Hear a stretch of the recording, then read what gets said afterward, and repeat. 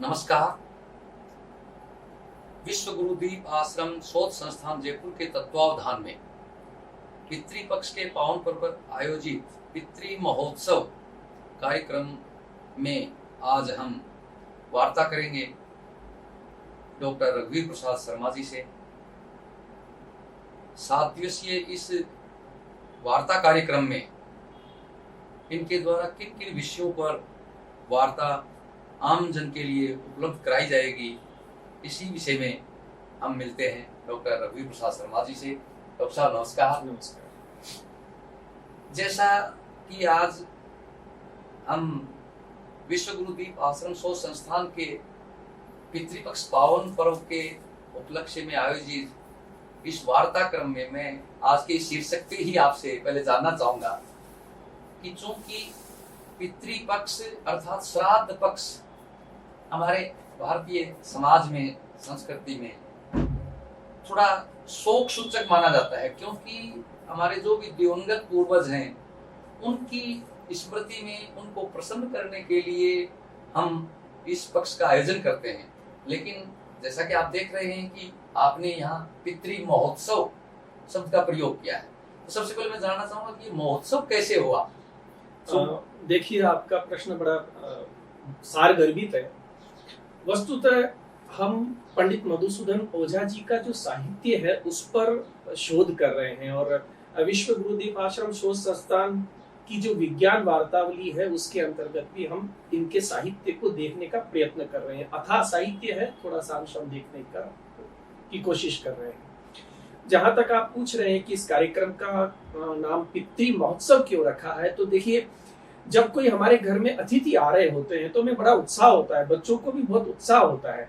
ये श्राद्ध पक्ष है ही ऐसा पक्ष कि हमें अपने पितरों को याद करना पड़ता है, और क्योंकि वो हमारे पास आ रहे होते हैं हमसे मिलने, तो जनमानस ने पता नहीं क्यों इसे एक खेद की तरफ लेके चले गए, जबकि वो हमारे पास आते हैं हमको आशीर्वाद देने के लिए, हमसे मिलने के लिए, तो उसे प्रसन्नता से आयोजित करना चाहिए, महोत्सव के रूप में आयोजित करना चाहिए। और मैं यहाँ एक बात और कहना चाहूंगा आपसे। महर्षि कुलवैभवम इनका मधुसूदन जी ओझा जी का एक ग्रंथ है जिस पर हमने कुछ धारावाहिक रूप से कड़ियां भी बनाई है, जिसमें अलग अलग ऋषि पे हमने बातचीत की है। हमारे शरीर के अंदर ऋषि प्राण होता है, देव प्राण होते हैं और पितृ प्राण होते हैं। तो जब हम ऋषि महर्षि कुलवैभवम का अध्ययन कर रहे थे तब हमने पाया कि ये बहुत गहरा विज्ञान है, और पितृ समीक्षा पुस्तक का जब हमने स्पर्श किया तो इसमें निहित तत्व जो श्राद्ध पक्ष को लिए गए और हमारे शरीर में हमारे पितृ जो पितर हैं उनका क्या योगदान है, इसका एक अलग ही स्वरूप निकल के सामने आया।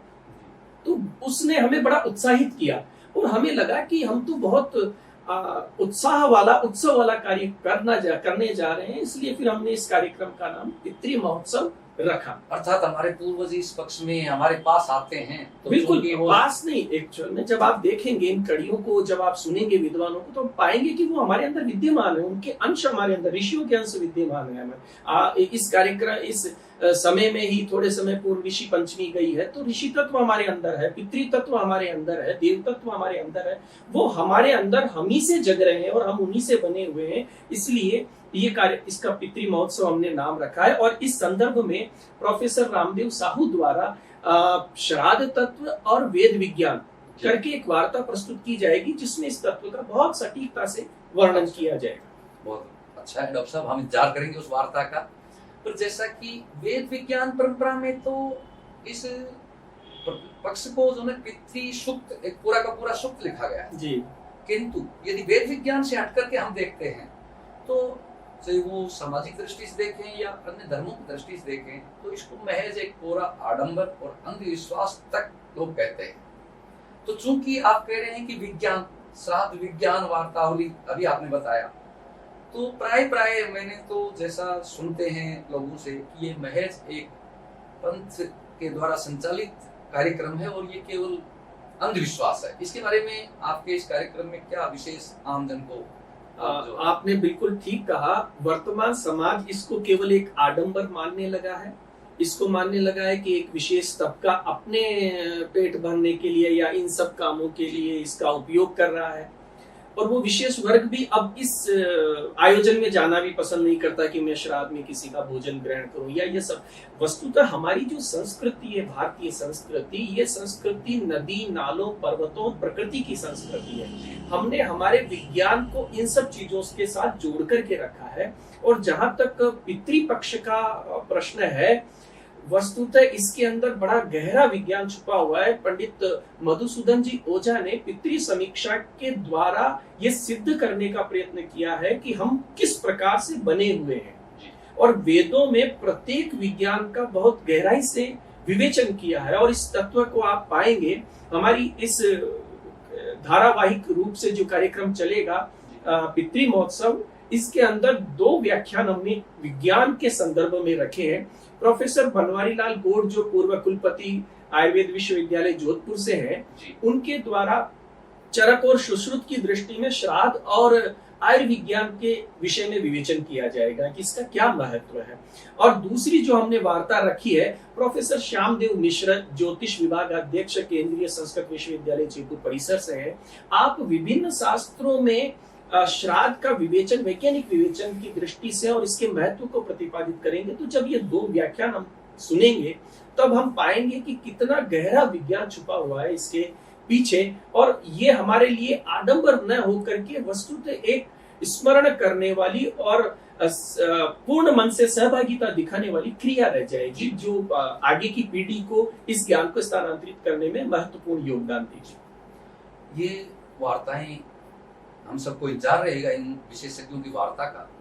पर चूंकि श्राद्ध पक्ष में एक जो है विशेष मत और चलता है कि श्राद्ध पक्ष में अपने पूर्वजों की शांति के लिए या उनके द्वारा आशीर्वाद प्राप्त करने के लिए, परिवार में खुशहाली के लिए गया जी जाकर, जो बिहार में एक बहुत तीर्थ स्थल है, कि गया जी में जाकर यदि पिंडदान करते हैं तो पूर्वज वस्तुतः बहुत ज्यादा प्रसन्न होते हैं और वो सुख और समृद्धि हमें बहुत पर्याप्त मात्रा में देते हैं। इसके पीछे क्या लॉजिक है कि गया जी में जाकर के ही पितरों को पिंडदान करने से वो ज्यादा प्रसन्न होते हैं? इसके बारे में आपकी इस वार्तावली में क्या वैज्ञानिक तथ्य क्या रहेगा, वो बताएं। देखिए, हमारी ये पृथ्वी जो संचालित हो रही है, जैसा कि मधुसूदन जी ओझा के वेद विज्ञान से ज्ञात होता है, यहाँ पे विभिन्न प्रकार की रश्मियों के द्वारा, किरणों के द्वारा विभिन्न प्रकार के प्रभाव क्षेत्र बने हुए हैं जी। तो इस विषय में जो आप पिंडदान के बारे में और गया जी का उससे संदर्भ देखने के बारे में बात कर रहे हैं, हमने इस संदर्भ में 2 वार्ताएं रखी हैं। एक वार्ता प्रोफेसर शंभू कुमार झा धर्मशास्त्र के हैं, आप वेद विभाग से हैं और जगत गुरु रामानंदाचार्य संस्कृत विश्वविद्यालय में वेद विभाग के एक प्रोफेसर हैं, आपके द्वारा। तथा दूसरी जो हमने बातचीत रखी है प्रोफेसर धर्मेंद्र पाठक, ये धर्मशास्त्र विभाग केंद्रीय संस्कृत विश्वविद्यालय से हैं। आप इन दोनों ही इस संदर्भ में कि गया जी में क्या ऐसा है जो वहां पे पिंडदान करने से और बाहर के पिंडदान करने से प्रभाव पृथक पृथक होते हैं, इसका वैज्ञानिक पक्ष क्या है। वर्तमान में हम इस साहित्य को इसलिए उजागर कर रहे हैं, हम ये स्वयं अभी परीक्षण में और अध्ययन में ही व्यस्त है सारे। हम ये नहीं कहते कि जो मधुसूदन जी ने लिखा है हमारी दृष्टि में वो पूर्ण तथ्य है, ऋषि तुल्य है वो, उसका वैज्ञानिक पक्ष क्या है ये शोध का विषय है। लेकिन जो उन्होंने लिखा है और जो वो चीजें मान रहे हैं, हमने कई सारे प्रयोग करके देखे। अभी आपको एक सांदर्भिक उदाहरण देते हैं। एक हमारे मधुसूदन जी ओझा के जन्म दिवस पे कार्यक्रम था, उस समय में प्रोफेसर रामदेव साहू जी ने कुछ संकेत देख करके ये कहा था कि शुक्ल पक्ष के अंदर बहुत अच्छी वृष्टि का योग है, और तब तक वृष्टि का कोई दूर दूर तक अनुमान नहीं था कि वृष्टि होने वाली है। तो मैंने कहा गुरुजी क्यों मजाक कर रहे हो, सितंबर में कहा बरसात होती है, पिछले सालों से हम देख भी रहे हैं राखी के बाद में कोई बरसात होती नहीं है। लेकिन शुक्ल पक्ष लगते ही जो हम देख रहे हैं कि आए दिन कभी अच्छी बरसात हो रही है, अलग अलग जगह पे हो रही है। तो मैंने फिर उनसे पूछा कि गुरुजी आपने उस दिन ऐसा कैसे कहा, तो उन्होंने हमें बताया कि मैंने मधुसूदन जी के साहित्य का अध्ययन करके ये तत्व निकाला है। तो उनके सृष्टि को कादम्बिनी के आधार पे उन्होंने ये बात कही है। तो जब जो वैज्ञानिक दृष्टि मधुसूदन जी की है वो पिंडदान के बारे में और गया जी के बारे में क्या है, और वेदों में मधुसूदन जी ने कोई बात अपनी तरफ से रखने से पहले 25 प्रमाण वेदों से लिए, तो वेदों में क्या लिखा है। वस्तुतः वेद की पुनर्व्याख्या 3000 साल बाद में ये विद्वान कर रहे हैं, एक पुनर्जन्म मान लीजिए, 3000 के वेद तो अपौरुषेय है, तो वेदों की एक पुनर्व्याख्या वैज्ञानिक दृष्टि से हो रही है। उसमें पिंडदान के महत्व के बारे में जो मैंने आपको 2 व्याख्यान बताए हैं, वो व्याख्यान हम लोग रखने का प्रयत्न कर रहे हैं, और उसमें मुझे पूर्ण विश्वास है कि हमारे श्रोता उसमें कुछ सार्थक तत्व प्राप्त करेंगे। वस्तुतः तो क्या होता है कि लोग बाग पिंड दान करने नहीं जाते हैं, वो पिंड छुड़ाने जाते हैं कि भी आगे से हमें ये श्राद्ध परंपरा ये हमारे पूर्वजों के लिए नहीं करनी पड़ेगी। प्रति वर्ष जो है किसी को बुला करके खाना खिलाना, उनके निमित्त जो भी दान पुण्य वो करना ही नहीं। बिल्कुल, आप बिल्कुल। तो क्या लोगों को पिंड दान इसे आपकी वार्ता में पिंड छुड़ाने से मुक्ति वस्तुतः मिलेगी? देखिए, जब आप इस वार्ता को सुनेंगे, आपने बिल्कुल सही कहा कि सब लोग जाते हैं कि मेरे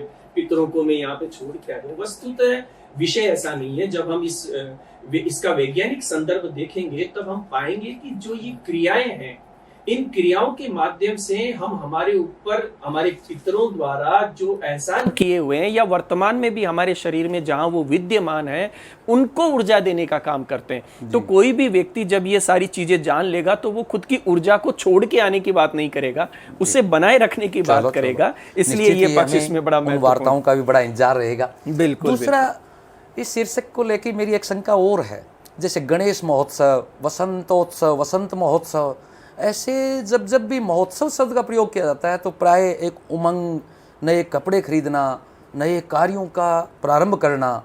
लेकिन यहाँ पर जो है इस पितृपक्ष में नए कपड़े पहनना या किसी भी नए कार्य को प्रारंभ करना ही अशुभ माना जाता है। बड़े बुजुर्ग कहते हैं नहीं भाई, अभी श्राद्ध पक्ष है, इसमें ये नया कार्य मत प्रारंभ करो, नए कपड़े मत खरीदो। अपितु सामान्यतया बहुत से लोग तो बाल कटवाना, दाढ़ी बनाना ये भी निषेध मानते हैं।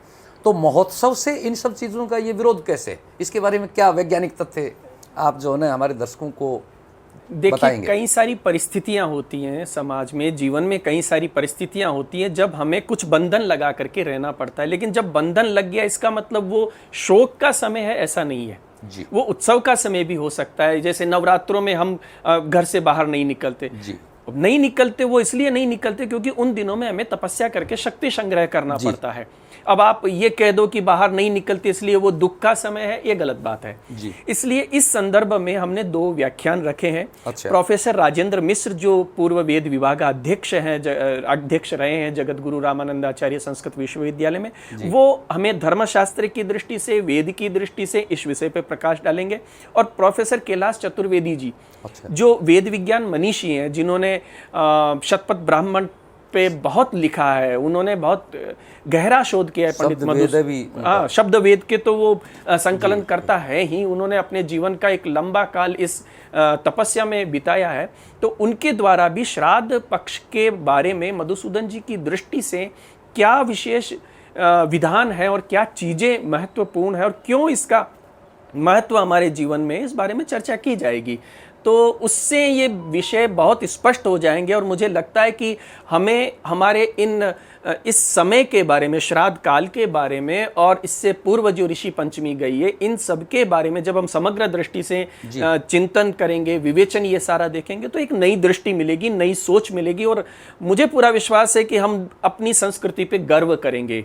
और जो ये आडंबर कहते हैं और एक विशेष वर्ग पे आक्षेप लगाते हैं कि साहब उनको बुलाना, जीमान, ये कई सारी चीज़ों से हमको छुटकारा मिलेगा और एक नई दृष्टि मिलेगी। तो आपका मतलब तात्पर्य ये है कि 7 दिवसीय वार्तावली कार्यक्रम में हमें जो समाज में पितृपक्ष को लेकर के जो भी अंधविश्वास या इस तरह की हमारी जो भावनाएं हैं, उनका आप वैज्ञानिक पक्ष सभी श्रोताओं के सामने रखेंगे? जी, प्रयत्न है। मधुसूदन ओझा जी इस विषय में क्या कहते हैं, धर्मशास्त्र, वेद, ज्योतिष, भिन्न भिन्न शास्त्र इसके बारे में क्या विवेचन करते हैं, इस समय में हमारे शरीर पे क्या प्रभाव पड़ता है, सूर्य और विभिन्न ग्रहों से आने वाली रश्मियों का क्या प्रभाव पड़ता है और उनसे हमारा जीवन किस तरह से आबद्ध है, इस विषय में चर्चा करने का एक प्रयास है। सार्थकता विद्वानों के उद्बोधन से हम कितना ग्रहण कर पाएंगे और आगे हमको शोध की कौन सी दृष्टि मिलेगी, ये तो इन वार्तावलियों में विद्वानों द्वारा दिए गए व्याख्यानों से ही ज्ञात होगा। बहुत सुंदर। तो ये जो भ्रांतियां हैं, मुझे विश्वास है कि इन भ्रांतियों का कुछ सीमा तक निराकरण होगा और कुछ वैज्ञानिक दृष्टि हम लोगों को प्राप्त होगी। बहुत सुंदर डॉक्टर साहब। पर आप जो ने हर विषय में जैसा भी हम जानना चाहे उसमें हर विषय में मधुसूदन ओझा जी का प्रयोग किया है। मधुसूदन ओझा जी के बारे में थोड़ा सा कृपया हमें बताएं कि भाई हर चीज़ का ही उपाय मधुसूदन ओझा जी की दृष्टि में बता रहे हैं। मधुसूदन ओझा जी विशेष रूप से किस विषय के विशेषज्ञ रहे हैं? देखिए, प्रकृति कभी कभी ऐसे व्यक्तित्व को जन्म देती है जिसके विषयों को बांधा नहीं जा सकता। अच्छा। और ऐसा ही अद्भुत व्यक्तित्व हमारे को जो मिला जी। इस भारत भूमि को जो मिला, भारत भूमि को तो हर कुछ समय उपरांत विशेष व्यक्तित्व अवतार मिलते ही रहते हैं। तो ये जो वेद मनीषी हमको मिले, इनकी दृष्टि बड़ी व्यापक थी और प्रत्येक शास्त्र में पूर्ण अधिकार था। तो जब सभी शास्त्रों के आलोक में इन्होंने वेद को देखा और उसको समझने का प्रयत्न किया, तो इनको कुछ नया दिखा उसमें, और उसी चीज का इन्होंने संग्रह किया। और इनकी जो मित्र मंडली थी जी, उस मित्र मंडली के साथ चर्चा करके जो पुस्तकें इन्होंने लिखी हैं, अभी तो 70-75 पुस्तकें प्रकाशित है, 250-300 के आसपास इनका लिखित साहित्य है। उन प्रकाशित पुस्तकों के अध्ययन से ही हमको ज्ञात हुआ है कि ये गहरा विज्ञान है जिसे पुनर्जीवित करने की अत्यंत आवश्यकता है, और वो भारतवर्ष के विज्ञान को विश्व को परिचय करवाएगा और विश्व उससे लाभान्वित होगा। अर्थात आपका आशय है कि भाई संस्कृत ग्रंथों, खास करके वेदों में केवल मंत्रों का या वाक्यों का ही समूह नहीं, उसमें विज्ञान है। मतलब ये ओझा जी ने सिद्ध किया। बिल्कुल, मैं यहाँ ये कहना चाहूंगा कि जो स्तुतियां हैं जी, जिनको हम पढ़ते हैं, सामान्य बुद्धि से पढ़ते हैं, तो हमको लगता है कि उसके हाथ जोड़ो, उसको वो करो, उसकी प्रार्थना करो, ये प्रार्थना परक है। लेकिन उनके पृष्ठ में छुपा विज्ञान पकड़ने का काम पंडित मधुसूदन जी ने किया। और दूसरी बात, हमारा शोध संस्थान का जो ये एक विभाग है, वेद विज्ञान विभाग, जिसमें वेद वार्तावली हम चला रहे हैं, इसका उद्देश्य पंडित मधुसूदन जी के साहित्य को प्रकाश में लाना है। इसलिए जो भी बातचीत हम लोग कर रहे हैं वो उनके आलोक में कर रहे हैं। अन्यथा तो जो सब आशीर्वाद है वो सारे हमारे वेदों का, धर्मशास्त्रों का, पुराणों का, सभी ग्रंथों का है। विवेचन सभी का होगा, लेकिन मधुसूदन जी ने वहां किस प्रकार से ग्रहण किया, ये एक विशेष उसमें पक्ष रखा गया है। तो उसके प्रकाश में ये सब कार्य किया जाना बहुत है। सुंदर। मैं संस्थान को और आप सभी को मेरी तरफ से धन्यवाद देना चाहूँगा कि वस्तुतः हमारे समाज में जो कुछ ऐसी अवधारणाएं हैं जिनको हम अंधविश्वास की श्रेणी में ले जाते हैं या जिनका वैज्ञानिक पहलू या पक्ष हम नहीं जान पाते हैं, उन सब वैज्ञानिक पहलुओं को हमारे सभी के सामने आपकी इस वार्तावली कार्यक्रम में विशेषज्ञों के द्वारा लाया जा रहा है। तो निश्चित तौर पे उनकी वार्ताओं को हम सुनेंगे और उससे देखेंगे कि वास्तव में क्या वैज्ञानिक पक्ष का आपके इस कार्यक्रम के द्वारा उजागर किया गया है। इस प्रकार से समाज में फैली अवधारणाओं को कम करने या मिटाने के लिए इन वैज्ञानिक पहलुओं की वास्तव में वर्तमान में महती आवश्यकता है, और ये काम आपका संस्थान कर रहा है। आपको आज आप पधारे, आपने बताया, इसके लिए बहुत बहुत धन्यवाद। जी, हमको भी इसकी प्रतीक्षा है कि विद्वानों से मधुसूदन जी के बारे में कुछ सुनने को मिलेगा और समाज का, इससे समाज को लाभ होगा। निश्चित होगा। जब सब जगह वैज्ञानिक पहलू ही पहलू आ रहेंगे तो निश्चित लाभ होगा। बहुत बहुत धन्यवाद। अच्छा, धन्यवाद।